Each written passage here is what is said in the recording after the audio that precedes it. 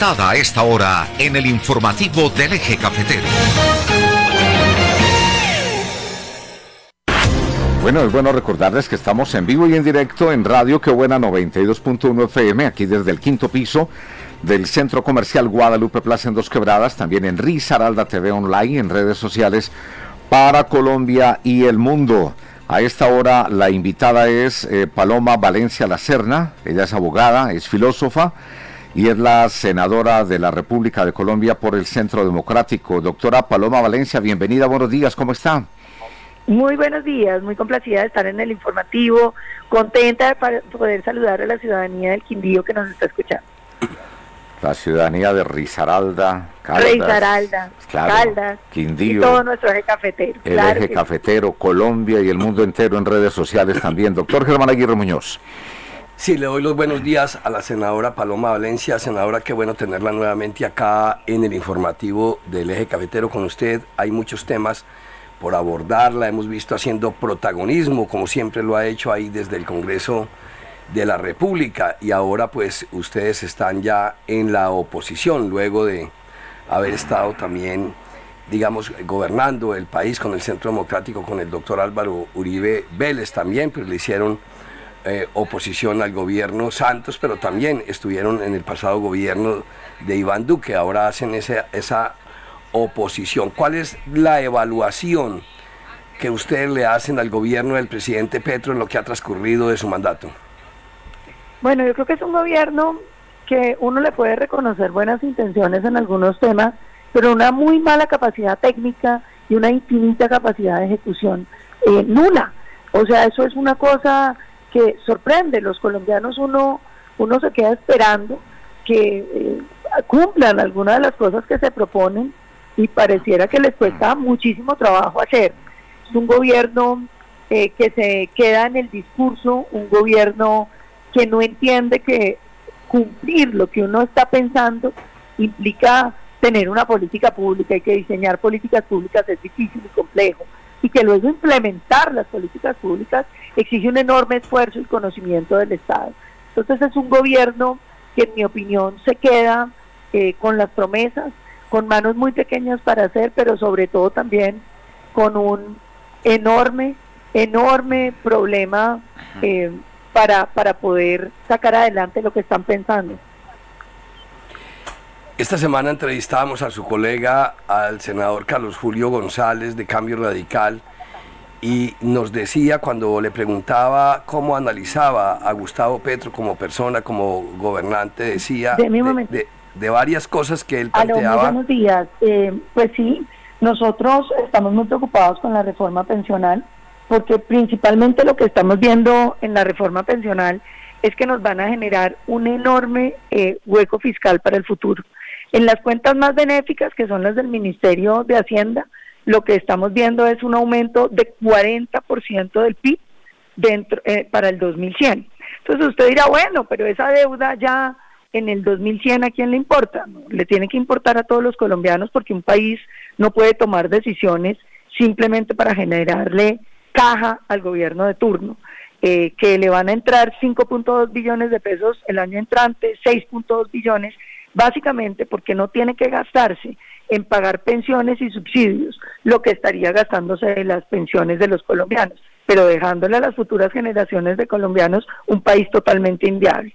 Entonces la decisión de la bancada del Centro Democrático ha sido buscar que se archive y, por supuesto, buscar los mecanismos como las fallas en el quórum para evitar que ese proyecto avance. Senadora Valencia, la reforma a la salud, ¿cuál es la opinión de ustedes como partido? ¿Cómo avanza ese proyecto en el Congreso de la República? ¿Cuál me dijiste? La reforma a la salud. Pues también ahí va. Nosotros tenemos que hacer todo lo posible también para que no avance. Usted sabe que yo vengo diciendo desde el inicio que esto es un pésimo mensaje, un sistema que está funcionando, un sistema que viene bien, que da respuestas, que sí, que tiene fallas, ¿cómo no las vamos a reconocer? Que le falta todo tipo de presupuesto y de activos, sobre todo hospitales en las regiones apartadas de Colombia, pero nosotros tenemos que buscar la manera como eso no pase, porque es que una cosa es que usted diga que no hay quórum en el gobierno, que no hay asistencia en ese gobierno para allá, y otra cosa que usted diga que va a acabar con lo que está funcionando. Y le pongo un ejemplo breve. Usted puede decir, claro, en las regiones apartadas de Colombia tampoco hay agua potable, tampoco hay acueducto, pero no por eso usted va a quitar el acueducto y el agua potable de Pereira. Todo lo contrario, usted mira cómo llega y pone el acueducto y el agua potable donde nos está haciendo falta. Entonces yo creo que aquí tenemos que tener una visión, digamos, de querer solucionar los problemas que hay, pero no desbaratar lo que ya tenemos. A mí me parece que en Colombia nos faltan tantas cosas, y cuando usted mira los determinantes de salud de tantas regiones de Colombia, pues usted se da cuenta que la falta de agua, la falta de saneamiento básico, la falta de alimentación, pues son las que generan los problemas de salud. Entonces, ¿por qué no más bien hacemos las cosas que se necesitan y logramos que esto pueda salir adelante sin destruir un buen sistema de salud como el que tiene Colombia? ¿Qué decir, por ejemplo, de la reforma laboral? La reforma laboral es una reforma que puede destruir empleos, es una reforma que puede llevarnos a que las empresas pequeñas de este país se quiebren.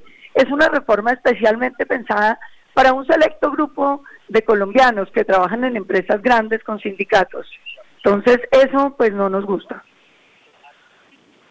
Senadora Paloma Valencia, ayer usted en algunos medios de comunicación la escuché decir que una de las estrategias del Partido Centro Democrático al cual usted pertenece era dañar el quórum, es decir, para entrar a dilatar la aprobación de estas reformas.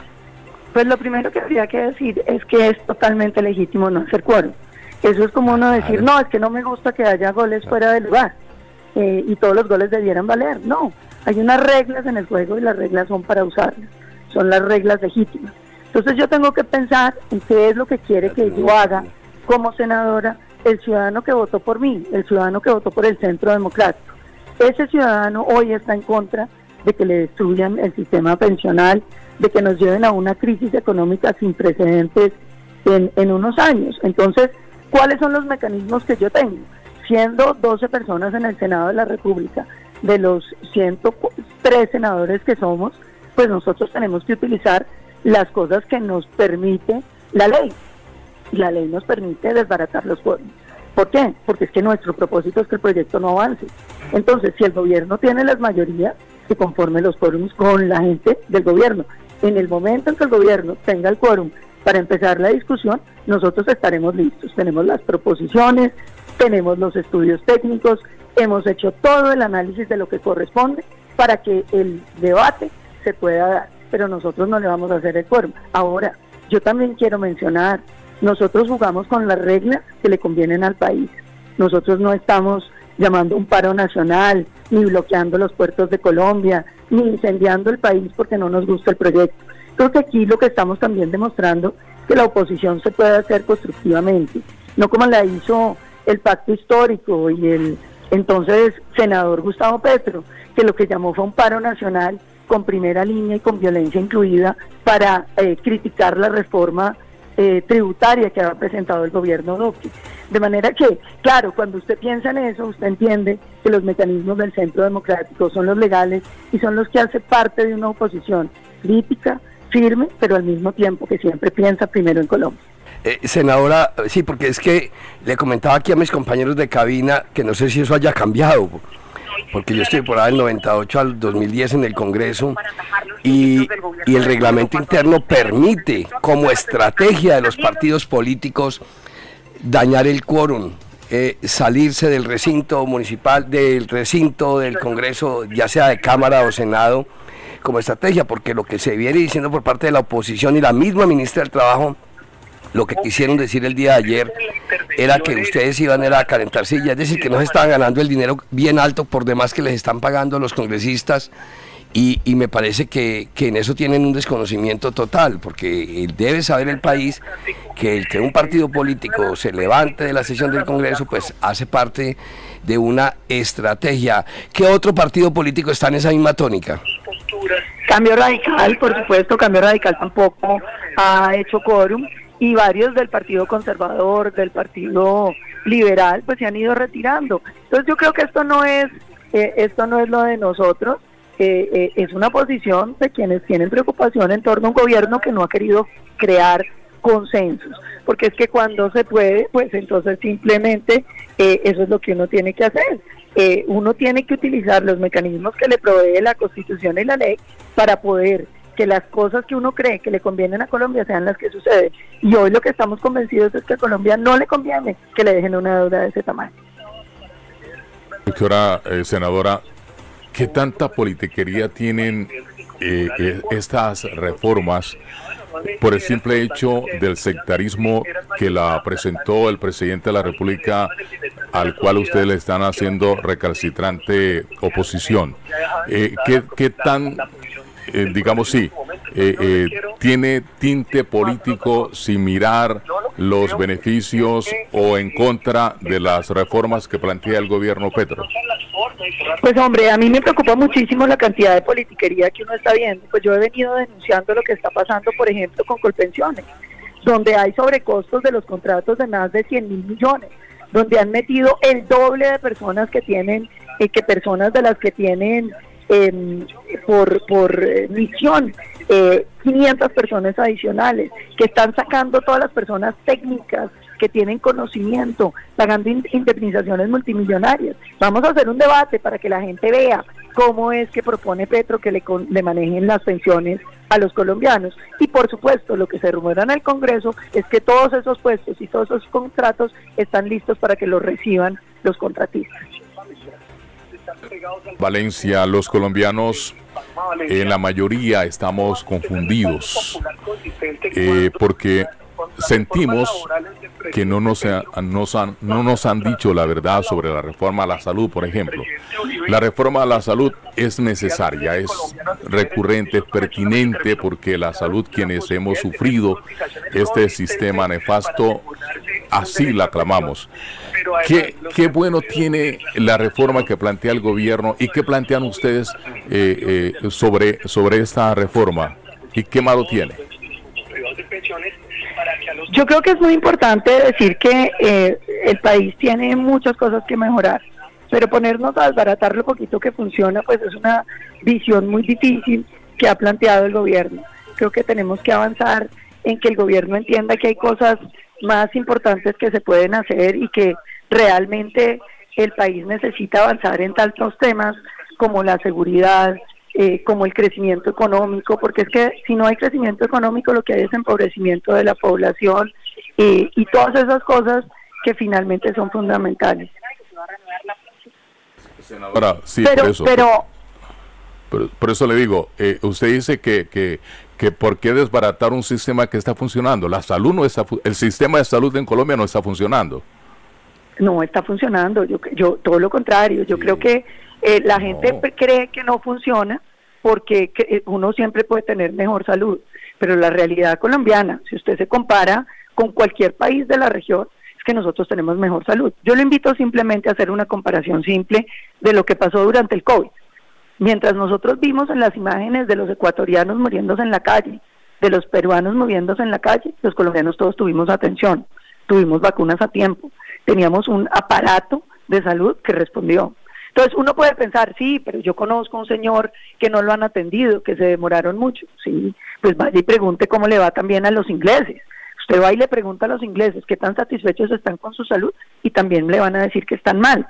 Y lo mismo los canadienses. De hecho, hay una encuesta bien interesante sobre la satisfacción de los ciudadanos en el mundo frente a los sistemas de salud. Y sorpréndase, Colombia queda entre los países con mayor satisfacción frente a los otros. Entonces, claro que todos tenemos historias de colombianos a los que los han mal atendido, y yo creo que eso pues hay que irlo solucionando. Pero lo quiero decir, esas historias son de todos los sistemas de salud del mundo. O sea, un ciudadano en los Estados Unidos que se enferma o que le da un cáncer y que no tiene seguro, le toca salir a vender su casa para poderse atender. Cuando usted va a Perú o cuando usted va a México, usted encuentra que no hay sistema de salud, o sea, no hay. La gente tiene que pagar su salud si quiere tener salud. Entonces nosotros hemos avanzado mucho, que no es perfecto, pues no es perfecto, pero yo lo que diría es no nos dejemos llevar por la impresión que tenemos, porque uno sabe el cuento del amigo, de la sobrina, del señor que uno conoció que no lo atendieron, pero no sabe el cuento de la otra cantidad de personas que sí las atendieron. Colombia presta 450 millones de atenciones en salud al año.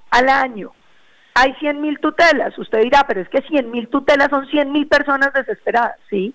Frente a 450 millones de atenciones de salud, pues 100.000 tutelas es como el 1%. Entonces no estamos hablando de una crisis en la salud. ¿Dónde sí tenemos crisis en la salud? En las regiones apartadas de Colombia.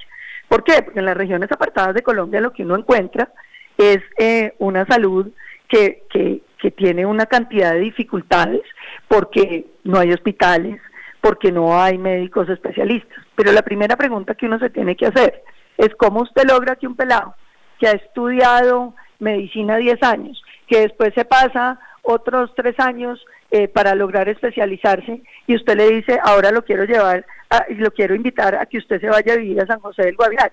Entonces el pelado, por ejemplo, de Armenia, lo primero que va a decir es, pues me parece muy chévere, pero ¿cuánto me va a pagar? Si me va a pagar muchísima plata, pienso en irme, si no, no. Colombia tiene un déficit de 16.000 especialistas. Nosotros tenemos 1/3 de las enfermeras que en promedio tienen los países de la OCDE.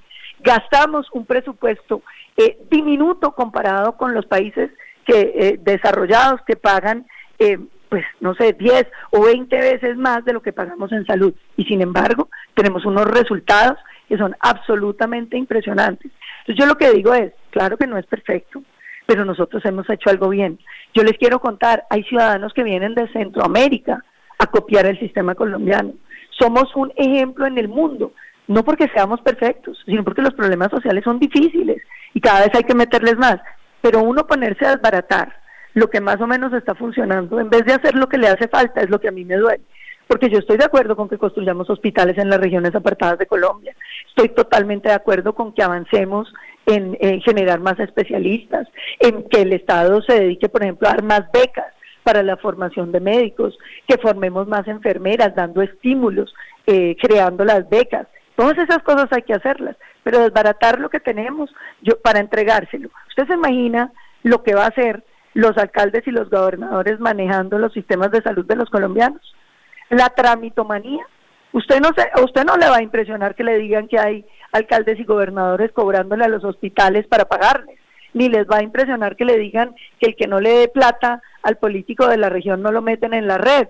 Todas esas cosas nos van a empezar a pasar y los colombianos vamos a tener que extrañar entonces lo que teníamos hoy. Senadora Paloma Valencia, finalmente usted, no cabe la menor duda, está vía a la carrera presidencial. ¿Es cierto eso? Absolutamente cierto. Yo quiero ser la primera mujer presidente de Colombia y tengo toda la intención de ser la candidata del Centro Democrático con la ayuda de Dios y con la ayuda de los colombianos, para que trabajemos. Yo no vengo a prometerles soluciones fáciles. Yo sé que solucionar los problemas de los colombianos es difícil, pero yo sé que con tesón, con conocimiento que he ido adquiriendo todos estos años y sobre todo con este amor que yo tengo por este país, podemos ir solucionando grandes temas que los colombianos necesitan para que Colombia no quede perfecta, pero sintamos que emprendemos una ruta hacia la construcción de un país más grande y más justo. Bueno, pues la invitada a esta hora, Paloma Valencia La Serna, senadora de la República de Colombia por el Centro Democrático. Le deseamos un feliz día, gracias por acompañarnos. Muchísimas gracias a ustedes por esta oportunidad de conversar con la ciudadanía del Eje Cafetero, muy agradecida y un abrazo cariñoso para todos. Muchas gracias, igualmente, ya son las